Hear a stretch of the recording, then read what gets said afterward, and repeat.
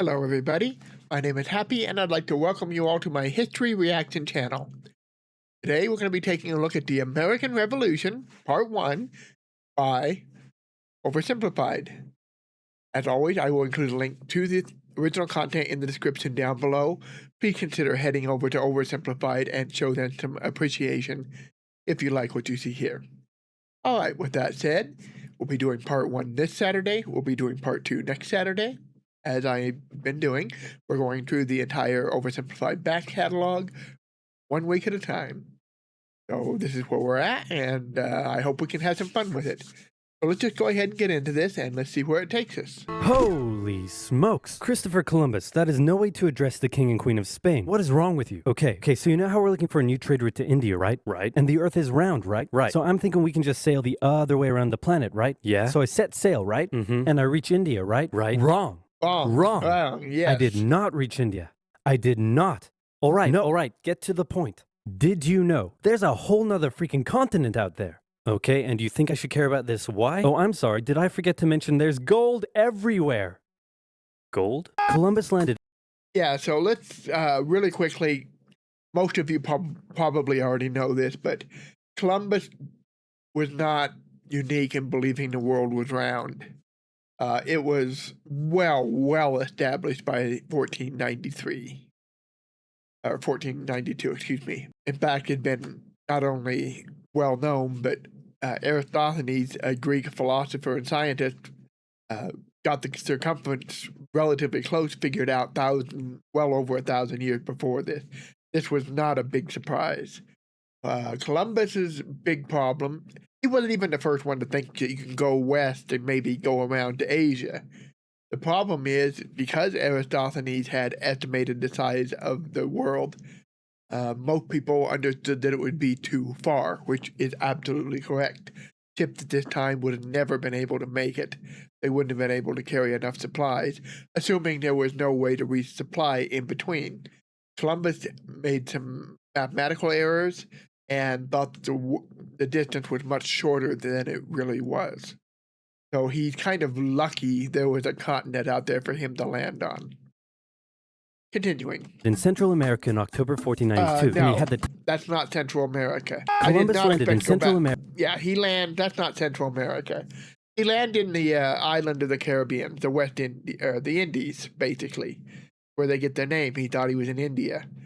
He does not land over here in Central America, and he never sets foot anywhere in what will become the United States. I think he does reach Central America on one of his later voyages, but the first voyage or two are limited to these islands up here. He does hit the Bahamas, but he hits a lot of islands in here, especially Hispaniola. He becomes governor there. That's the modern Dominican Republic and Haiti. In October 1492, and he had the time of his life. And by that I mean he went on a huge theft and murder spree. He stole gold, jewelry, people, and a hammock. And then he returned to show off all of his riches, including a few previously undiscovered items, such as tobacco, the pineapple, turkeys, and a hammock. Now I know what you're thinking. So let's talk about that, because there's a lot of debate these days over Columbus Day, over celebrating Columbus as an American hero. Well, the first thing we gotta understand is he never set foot in the United States anywhere. But more importantly, the big argument is that he was a tyrant, he was a slave trafficker, a human trafficker, he was not a good person.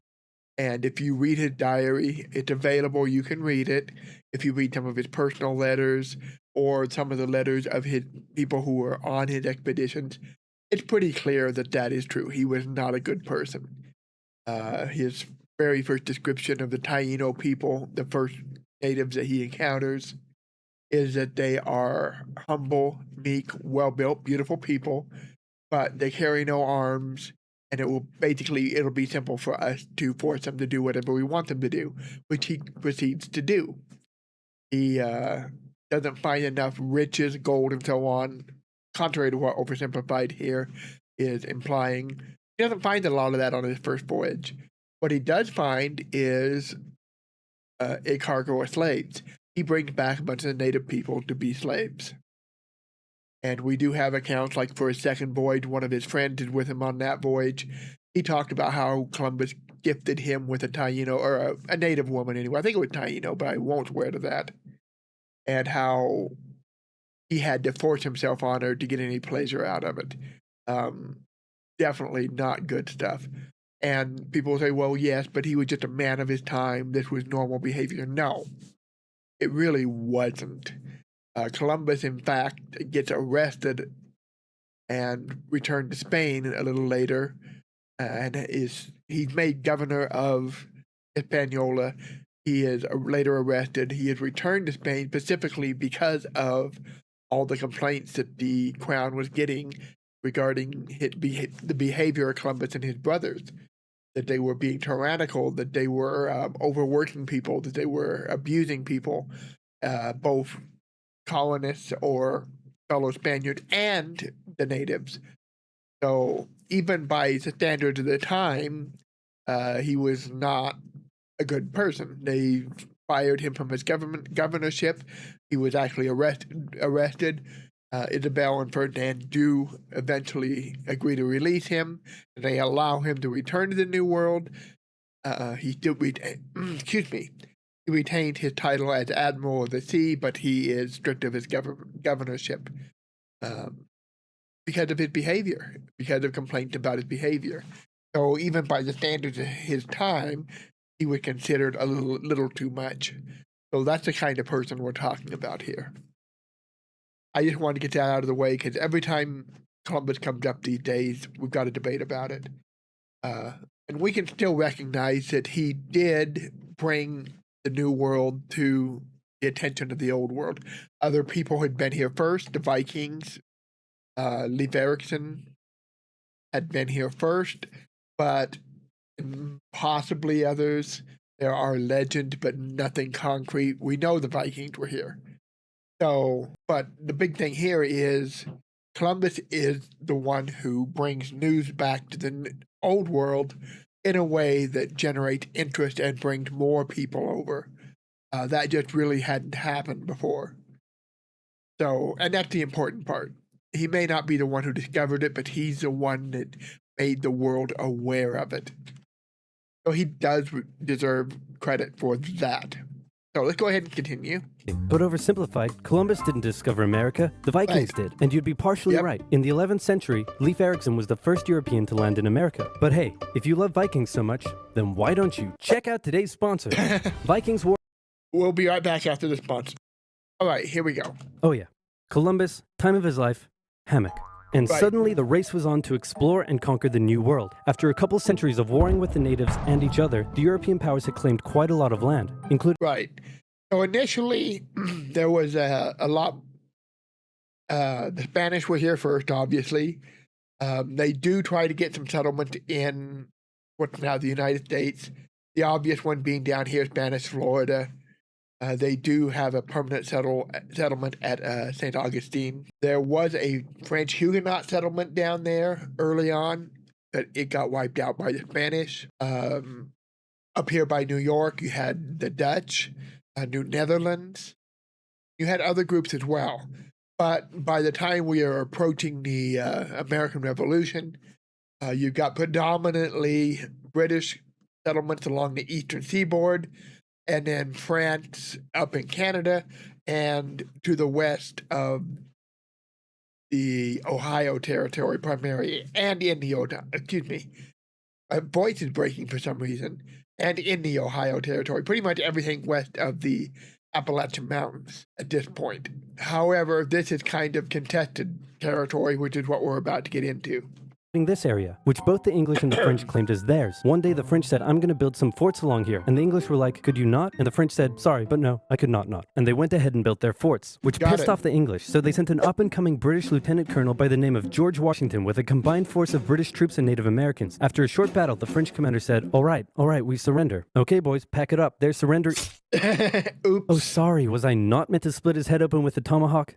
Don't worry. It's not like this will start a 7-year-long major global conflict. And what happened next was a 7-year-long major global conflict, which Great Britain won. Yes, that is accurate. That is a 7 Years' War. Here in the United States, we call it the French and Indian War, but that's just the local theater of a much larger war that breaks out over all of Europe. and some people will describe it as the First World War. But it's primarily, at least for our purposes, between France and England. But you got to understand that most everybody in Europe was fighting somebody at this time. It kind of turned into a free-for-all. Peace negotiations, Spain gave up Florida, while France gave up all of its territories in North America. But Britain's victory came at a cost, as 60 million. They did give up all their territory in the Americas, but some of it went to England, some of it went to Spain. So a lot of the Louisiana territory is going to go over to Spain. I just wanted to clarify that because the way that he washed it over with red kind of makes you think that the British got all of it. That's not entirely accurate. The Spanish got a good chunk of it too. Of course, they already kind of controlled that area anyway. The French presence there were primarily trappers and fur traders.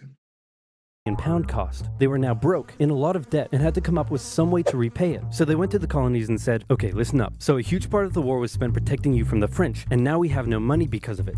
So I'm not sure what you're saying here. Okay, so we spent a lot of money protecting you from the French, right? Right. And now we're broke. That certainly is a pickle. Listen to me. We spent all of our money protecting you, and now we need money. Can you please pay us back some money? No. That's fairly accurate. So let's take a look at the American Revolution from the British perspective. They just finished a very long, very expensive war defending their colonies in America. Or at least that was the thing that kicked it off. And they did have to send a lot of troops and invest a lot of money in protecting those colonies during that war. At the end of the war, Britain is in deep debt. They are already heavily taxing the British citizens in Britain. Now, over here in the United States, this is a British colony. They're not getting taxed nearly as much as the people back home. The British government decides that maybe the American colonists should shoulder a more fair share of the burden, which is reasonable if you look at it from that perspective. And I think even most of the colonists would have agreed. The problem that the colonists had was that they did not have direct representation in the parliament. And by direct representation, I mean some colonial leaders physically over there in the parliament representing colonial interests.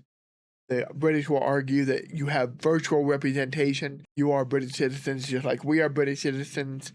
Our parliamentarians are supposed to be looking out for your interests as well. But the Americans really weren't buying that. They wanted their own people, at least a couple.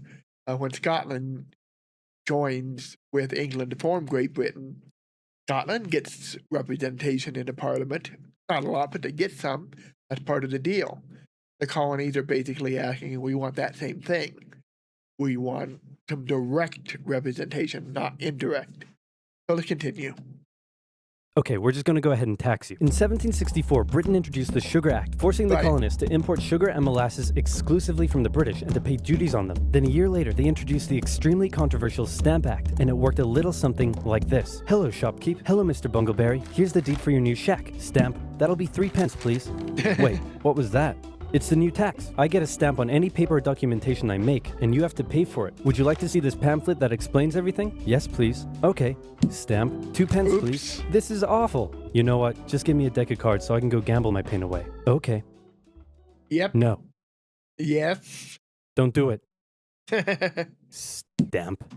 Yeah, they pretty much stamped every piece of paper you could get. And yes, it was very annoying. But he just stamped his own hand. I don't quite understand that. Obviously, the colonists were like, hey, my dudes, this new tax legislation right here, this is BS. Until now, they had enjoyed relative freedom to rule themselves, and now suddenly Britain was asserting its control. They were especially unhappy because they didn't have any representatives in the parliament that was levying taxes on them. So they protested. Orators gave fiery speeches. British goods were boycotted, and anyone loyal to the British found themselves increasingly harassed. The whole thing actually began... Tar and feather, that is Very painful. It's embarrassing, but it's also very painful because that tar has to be very hot for it to work. Take quite a toll on British business, and after just a couple years, the British were forced to repeal the Stamp Act. But we still desperately need money. What should we do? We could try taxing the colonies. Great idea. Wait, didn't we literally just try that and it failed miserably? Man, look at me. I look fabulous. Have you ever seen such a handsome boy? No siree, Georgie. No way. You're the handsomest, smartest, most popular king that ever lived, and everybody likes you. You're doing such a good job. Your Majesty? Oh, you're still here. Get the hell out. So in 1766, the British made a declaration saying, we can do what we want because Right, that's the Declaratory Act. They did do that. we're in charge and you can all go suck it. Then they levied a whole bunch of new taxes on the Americans via import duties. Glass? There's a tax for that. Lead? There's a tax for that. Paper? Tea? Oil? There's a tax for that. And once again, the Americans boycotted British goods, British business felt the pinch, and the British had to back down. Alright, this is ridiculous. They're my colonies and I have to be able to assert my control. Repeal all the new taxes except for the one on tea. Also send 1,000 troops to Boston to take control. Oh, and make the colonists pay for them. And as British troops arrived, the tension in Boston was palpable. You could cut it with a knife, and it was all about to come to a head. On March 5th, a band of local patriots began heckling a British guard at the customs house. More and more Americans joined in the heckling, while more British troops turned up in support of their comrade. Snowballs were thrown at the British. The snowballs turned to rocks, the rocks to oyster shells. The soldiers, outnumbered, panicked. One thing leads to another, and you can see where this is going. Yep. 5. That is something that happens quite a bit in the kind of situations throughout history, where you have protesters or rioters, not necessarily rioters, but protesters who are relatively peaceful, but once you bring a military presence in, things can escalate. In this case, you've got snowballs, then escalating to rocks, escalating to oyster shells, things like that. And eventually something goes wrong and somebody gets shot. In the case of this, the Boston Massacre, as it was named here in the States, even though it really wasn't a massacre, it was a situation where armed soldiers were being harassed physically, and it escalated to violence. There was a fire nearby. There are some accounts that say that the shot may have been a result of somebody yelling fire and misunderstanding. It's not fire as in shoot the crowd. It's fire as in there's actually a fire over there. But it really doesn't matter what started it or who started it. The reality is that in this kind of a tense situation, it doesn't take much. One little mistake by somebody can lead to horrific death. And this isn't the only time this happens. Another good example would be the Wounded Knee Massacre. You had, by account on both sides, both the Native American side and the American side, pretty much agreeing that the massacre started because a deaf, elderly Native American didn't understand what was happening when the army showed up to disarm and relocate the Native Americans. And when the soldiers tried to take his gun from him, there was a struggle and the gun went off. The guy never heard the orders. He didn't know what was going on. He was just confused. And it was in a struggle for the gun that it went off. That triggered, because it was a tense situation, that triggered other people to start shooting, and the rest is history. This kind of thing can and does happen. It's why you got to be really careful when you have these situations. Continuing. Civilians were killed. The Patriot press throughout the colonies declared the Boston Massacre an unwarranted crime committed against the people of Boston by the cruel British, and the anger continued to grow. Yeah, but to be fair, those British soldiers were tried here in the colonies. They were defended by none other than John Adams, who got most of them off, specifically because basically they weren't out there to kill people. It wasn't a massacre. It was a riot that got out of hand. And the crowd certainly wasn't innocent in this. They provoked it. Was the response justified? Probably not. But it probably also wasn't something where somebody, well, you get what I'm trying to say. It is a situation where it's so easy for something to go horribly wrong. But John Adams does defend these guys, as he should have. and they do get off, most of them anyway, because it's clear that they were provoked. That in this situation, it's hard to say one side was any better or worse than the other. Revenue schooner that ran aground in Rhode Island was burned by the locals. When it came to light that the governor of Massachusetts supported the suppression of the colonists, his house was burned by the locals. And next, the colonists would set their sights on the remaining tax on tea.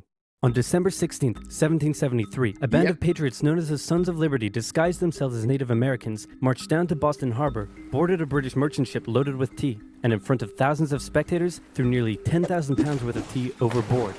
The British were disgusted, and they punished Massachusetts with a vengeance. They dissolved its General Assembly, revoked their charter, and sent 3,000 more troops to occupy the city, meaning Boston and Massachusetts were now essentially under the direct rule of Great Britain.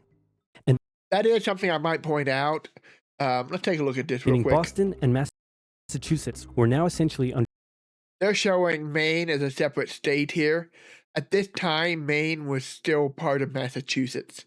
Maine or a separate colony.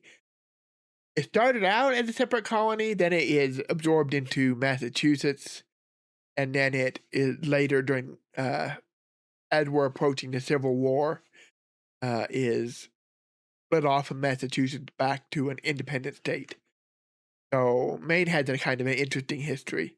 But at this time, I'm not sure when it was absorbed by Massachusetts, but I'm reasonably sure it was well before this time. Under the direct rule of Great Britain. And oh boy, were the people pissed. The other colonies saw what was happening and worried they might be next. So they called a brain trust to decide what to do. 56 delegates from 12 colonies gathered and met in Philadelphia at the first... Yeah, he had 12 colonies, and if you know anything about American history, we had 13 original colonies. Georgia doesn't participate in the first Continental Congress. Continental Congress, and the roll call read like a who's who of America's finest thinkers. I'm talking lawyers extraordinaire Johnny A and Johnny J, experienced military commander George Washington, businessman and future alcoholic beverage Samuel Adams, fiery orator Patty H, guy who married a rich lady Big J Dickinson. And while they weren't present at the first Congress, soon names like James Madison, Benjamin Franklin, Thomas Jefferson, and much later Alexander Hamilton would all serve time in the Continental Congress. The question now, though, was what to do about the British. After much bitter debate and disagreement, they eventually agreed on an amazing solution. They would simply ask the British to stop. Can you stop? Yes. No, it didn't work. I should point out, however, that Dickinson was the champion for the olive branch petition. Adams was opposed to it. He was convinced that it was going to come down to war. I don't know if Adams was the one that delivered it or not, like this implies, but I do know that Dickinson's the one that championed the olive branch petition, and Adams actually opposed it. Okay, then tell the local... And by opposed it, I don't mean that he didn't think that it wasn't worth a try, but he was, at this point, very convinced that it was going to come down to war one way or the other. Militias to start arming and be ready at a minute's notice.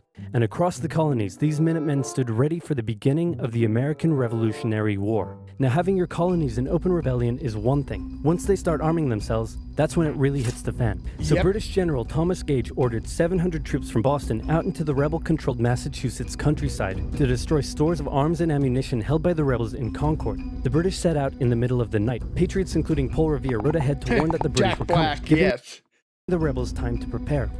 Notice he said patriots such as Paul Revere. There were several of them. It wasn't just Paul Revere. That's kind of important to know. He gets all the credit because his name happens to rhyme with "Listen, children, and you shall hear of the midnight ride of Paul Revere." It's all about the rhyming scheme. There were several others. Paul Revere himself gets captured. Two sides met in Lexington as the sun began to rise. They faced off against each other, and in the confusion, somebody shot first. The shot heard around the world marked the beginning of the American War of Independence. The rebels were outnumbered and had to fall back to Concord as the British split up to search for rebel supplies. However, more and more patriot rebels kept showing up, and this time it was the British who were outnumbered as more fighting kicked off in Concord. The most professional army in the world was forced to flee back to Boston at the hands of local, poorly trained militiamen. And all along the British route back to Boston, patriot rebels continued to gather and open fire on the retreating British. When the British reached Boston, the rebel militias surrounded them. Boston and the British were now under siege as small land and naval skirmishes continued around the city. And the British would suffer another embarrassing blow. this time in upstate New York. Colonel Benedict Arnold concocted a plan to take the British stronghold Fort Ticonderoga, which held a large amount of guns and ammunition. He set off towards the fort alone, hoping to recruit men along the way, when he came across the Green Mountain Boys, led by Ethan Allen, who, as it turned out, had the exact same plan he did. So they decided to work together. But I'm in charge. No, I'm in charge. No, I'm in charge. No, I'm in charge. No, I'm in charge. No, I'm in charge. No, I'm in charge. This went on for some time, until the Green Mountain Boys threatened to go home, and Arnold had to concede. The group raided the fort at night while the Redcoats were asleep, and they caught them completely by surprise, taking the fort and all of its munitions with almost no resistance. Wow, great job, Ethan. Very impressive. By the way, what happened to that other guy we sent to take the fort? Who? Benedict Arnold. Never heard of him. Ouch. And that's kind of the story of Arnold's life in this Revolutionary War period. He does do a lot of good things for the Revolution, but he kind of keeps getting snubbed by other up-and-comers, and that's going to take a toll on him. That plus the fact that he's not getting paid. Between the two of them, that's going to take a toll on him. One thing I thought of while we were watching this that I should have mentioned earlier, but I failed to do, was that one of the other reasons that you have this revolution going on, it wasn't just about taxes and taxation without representation. Another big factor in this was expansion westward. At the end of the French and Indian War, the British government prohibited settling on west of the Appalachians. The colonists were not happy about that. They were wanting to move into that territory. The British were doing that specifically because they wanted to keep peace with the native tribes that were over there. But the Americans weren't happy about it. So that was another factor in why the colonists were upset with Britain at this time. Just thought I'd throw that in there. What the fuck? Nobody knew what was going on. The colonies were in open rebellion, and for now, they even seemed to be winning. So King George fired General Gage, replaced him with General William Howe, and ordered the rebellion to be put down immediately. Okay, the British are definitely going to retaliate for all of this, so we should probably put together a proper army. First, we need to pick a commander-in-chief, and I think we can all agree that that job should go to the man, the myth, the legend, George Washington. My friends, I am humbled and honored that you would consider me for such an important role. I did not expect for this. All right, you've been showing up in a military uniform every day for the last 10 months. We all know you wanted this, so cut the crap, George. He did. Dude. He did exactly that. He kept coming in and he kept appearing in his military uniform. Uncool. So Washington began his journey up to Boston to take command of the newly established Continental Army, just as the British made their first major attempt to break the siege. They made plans to take the high ground on Bunker Hill, but spies warned the Continentals of the British plans, so they fortified Bunker Hill and set up defensive positions on nearby Breed's Hill. The day of the battle came, and as the British advanced, a barrage of Continental gunfire was opened up on them. Twice they tried to climb the hill, twice they were pushed back. The battle lasted 3 hours until the Continentals finally ran out of ammunition and had to retreat, allowing the British to take the hill. While technically a British victory, they suffered nearly 1,000 casualties to the Continentals' 400. The colonists showed the British that this wasn't just a rebellion, it was war, and they were ready for it. But one thing they weren't sure about was why they were fighting. While some radicals were starting to throw around the I word, most hoped to eventually repair their relationship with Great Britain. So they sent a letter to King George saying, "Hey man, looks like things aren't going your way. Remove the taxes and let's be friends. I'm gonna kick your ass." Send that to the colonies. Your Majesty, your handwriting is terrible. Are you sure? Just do it. What does it say? He's gonna lick my gross. So for the remainder of the year, small engagements continued to occur around the colonies. The British burned down the towns of Falmouth, Massachusetts and Norfolk, Virginia as revenge for earlier anti-British incidents. These actions played right into the hands of patriot propaganda. Overseas, the British were seen as brutes, and the French and Spanish would soon begin sending supplies to the rebel cause. During this time, there was also minor fighting going on between patriot and loyalist militias in the southern colonies. Benedict Arnold was still on a mission to win some personal glory for himself, so he headed up an attempt to invade Canada in a two-pronged attack. The Continentals managed to capture some British forts and the city of Montreal, but a harsh snowstorm with some smallpox on the side saw them defeated and pushed back at Quebec City, and they were forced to retreat all the way to Fort Ticonderoga. Speaking of which, remember all those guns and ammunition? Well, this guy's got a plan for what to do with them. He uses oxen to drag 120,000 pounds of artillery for 2 months through the harsh winter, 300 miles all the way to Washington and his Continental Army surrounding Boston. Boom. Washington's got himself some big guns, which is fortunate because up until now his army had been suffering through the cold winter, not knowing when the siege would end. Now, they could make a move. Washington wanted to launch a full assault on the city, but his junior officers felt the British were too fortified, and to his credit, Washington was great at hearing and taking on board the ideas of others. Instead, yeah, that was one of Washington's big strengths. He was a great leader of men, and he knew when to listen and to defer to people who might know a little bit more about a given situation than he does. He was not a great strategist or a tactician, especially a tactician, but he was the right man for this time. He could keep morale intact. He could keep people fighting. He was well respected, well loved, but not the most brilliant general. He is not one of those generals that is going to be on anybody's top list of best generals of all time. He is an okay general, but his great strength, like I said, is in leading men and inspiring them, and in knowing when to step aside and say, my plan might have worked, but your plan is better. Let's do your plan. Not all generals are capable of doing that. the Continentals worked through the night, setting the guns up on Dorchester Heights, overlooking the city. And when dawn broke and the British saw the guns, they knew they were toast. Their positions were completely exposed. It was checkmate. They had no choice but to abandon the city. 120 ships carried 9,000 redcoats and 2,000 loyalists away to an unknown fate, and Washington had his first victory of the war. Washington then moved his army to New York, knowing that when the British returned, they would probably land there. In the meantime, a friendly-looking old man by the name of Thomas Paine had written and published a pamphlet called Common Sense, in which he advocated for total independence from Great Britain. It spread across the colonies like wildfire, and to this day remains the best-selling title in America. It was read aloud in adjusted for population. He did put that disclaimer there, but that's an important one. Taverns and meeting halls, and brought the idea of independence into the mainstream. Congress began to seriously consider the idea. Thomas Jefferson was selected to write up an official Declaration of Independence, and he went hard, writing that all men are created equal, with certain inalienable rights, including life, liberty, and the pursuit of happiness. Of course, Jefferson had over 100 slaves, but we don't have to talk about that. On the Yes, so Jefferson wasn't writing it alone. There was a committee formed.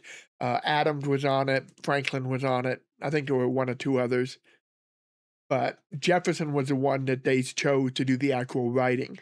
He had a way with words. He had a gift for it. And they all recognized that. But it wasn't strictly him just sitting there in a desk by himself, coming up with these ideas. And in fact, some of these ideas, these guys didn't come up with on their own anyway. This right here, all men are created equal. They have certain inalienable rights, among which are life, liberty, the pursuit of happiness. That comes from the philosophies of John Locke. John Locke said life, liberty, and the pursuit of property, property, but the same general idea. They borrowed liberally from Enlightenment thinkers. But yeah, it was not a single. Jefferson physically wrote it, but he didn't do all the work himself. The original Declaration had a lot more in it than the final draft. Jefferson insisted on including a bunch of things about anti-slavery, ironically, since he was a slave owner. But he wanted to include some complaints about the slave trade and so on. That was later removed due to objections from other members. What else did I want to say? And there seems to be a trend lately of singling Jefferson out as a slave owner, and there are some reasons for that, but we got to remember that a very substantial portion of the men involved in this were slave owners or had been slave owners at one point or the other, or involved in the slave trade. Not very many of them had their hand clean when it came to that. Certainly Washington was very definitely a major slaveholder. And yeah, there were others. Many of them were slaveholders. So let's not single Jefferson out for that. I think part of the reason he gets a lot of the blame is because everybody attributes this to him. But again, he borrowed it from John Locke, and he wasn't the only one writing. 2nd of July, Congress voted unanimously. And that's not apologizing for Jefferson, by the way. I just think he gets singled out a little too much about his slaveholding when he was by far and away, or he was far from being the only slaveholder involved in all of this. I just don't quite understand why everybody wants to single him out, other than Sally Hemings, which I get. Although I find that one intriguing, and I think there's a lot more to it than a lot of people realize, and because of his wording of the Declaration of Independence, which really wasn't his wording at all. In favor of independence, and John Adams declared that the 2nd of July would go down as the most remembered day in American history. He Then was a couple days close. later, independence actually came into effect. The United He was States close of enough. America was born. There was no That's because the Declaration of Independence, there's a difference between it being finished, between it being officially adopted, and between it being signed. The signing took a fairly long period of time, well after the 4th. These pictures you see of all the founding fathers gathered together to sign it, that didn't happen. These delegates that were coming in from the other colonies were coming in and out of Philadelphia pretty randomly. It was rare for them all to be there at one time, if they ever were. So it took weeks yet for all the signatures to get in. No turning back now. The Americans tore down a statue of King George in New York and melted him down into 42,000 musket balls. To the British, it was treason. And if the king had his way, Washington and all of Congress would be hung. Speaking of the British, guess who's back? The king sent an intimidating force of 130 warships and 25,000 men to New York. Washington knew that taking on the most powerful military in the world wouldn't be easy. The British set up camp on Staten Island as the Americans dug into defensive positions around Brooklyn Heights. Yeah, it's not going to be easy. I mean, if you think about it, at this time, the population of the United States, well, what's going to be the United States, these colonies, was not that great. It was, I believe, around 2.5 million when the Declaration is signed, somewhere in that ballpark anyway. And you say, oh, that's a lot of people. But they're up against 25,000 British regulars, so that's one regular for every, 100 citizens for every British regular. Of those 100 citizens for each regular, and not all of them are going to be of fighting age. There can be a lot that are too old or too young to be effective anyway. I would assume about half of them will be women and wouldn't be expected to be in the fighting. So you got that. Plus, a significant portion of them are going to be loyalists, loyal to the British side. They're going to be fighting on the side of the British. And there are going to be a lot of neutrals who want to stay out of it and not get involved on either side. So when you look at it that way, that's really not good odds. The big advantage is you got the home field advantage. You know the area better than these regulars coming in, and they're having to make a long journey. Their supply lines are going to be very, very stretched. Their ability to get reinforcements quickly is going to be very stretched. But by the same token, they're organized, they're orderly, they've got a system. What we've got over here is primarily militia, with minimal training and typically providing their own weapons. So it's very much mismatched. It's going to be a very difficult fight. Waiting for an attack to come, but the British just waited, wearing down their opponent's nerve while building their own strength. At one point, they launched a big scary artillery barrage and then said, you know, if I was you right now, I'd probably sue for peace. But Washington told them to shove it. The Americans kept holding out for what was coming, and when they finally hit, they hit hard. 15,000 British troops approached the American position, and the two sides fired on each other in massive rows. But what the Americans... Let's talk about that briefly, because there is this misconception that the Americans fought Indian style, is what we called it when I was a kid. Hiding behind trees, picking off British soldiers from hiding. That did happen, especially in certain regions with certain groups. Francis Marion, the Swamp Fox, for example, and his merry band of adventurers did do that quite a bit. And there were other groups like his that did use those kind of tactics. Washington and the Continental Army, on the other hand, primarily did traditional style European fighting, where you would line up in rows and you'd fire. And there's a reason for this. Sniping, the way that we classically portray or imagine this happening, with the men hiding behind the trees, wasn't as effective as you might think at this time. for one good reason: rifles. Yes, rifles did exist at this time. They were not very common. Smooth bore was by far and away the rule of the day. What's the difference? Smooth bore firearms are much more limited in range and accuracy, and especially accuracy at range. That is why so many of these forces at this time would do that lineup and fire, because you needed mass shooting in order to really have any chance of doing significant damage to your enemy.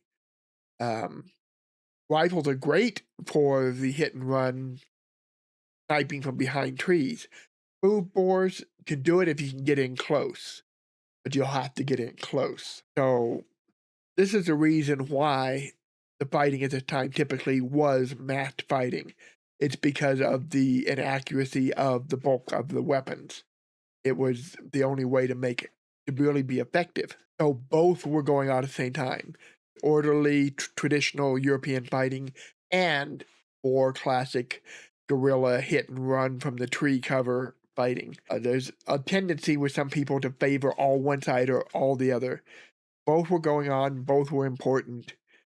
Washington and his men primarily were going to be lining up. Now, with that said, they did use smart tactics, especially a little later in the war after this, because they learned that they can't win in a stand-up fight against superior British forces.